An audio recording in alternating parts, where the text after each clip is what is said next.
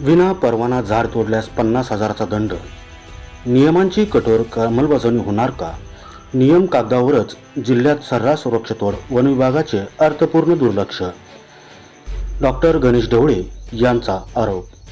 संपूर्ण मराठवाड्यात बीड जिल्ह्यात 2.4% इतके कमी वनक्षेत्र असून निसर्गाचा समतोल राखण्यासाठी 33% वनक्षेत्र अपेक्षित आहे.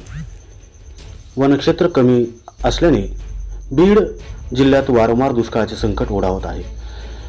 वनक्षेत्र आणि हरित क्षेत्र वाढवण्यासाठी शासनाकडून झाडे लावा, झाडे जगवा म्हणत कोट्यावधीचा खर्च करण्यात येतो. मात्र वृक्ष लागवड कागदोपत्रीच दिसून येते.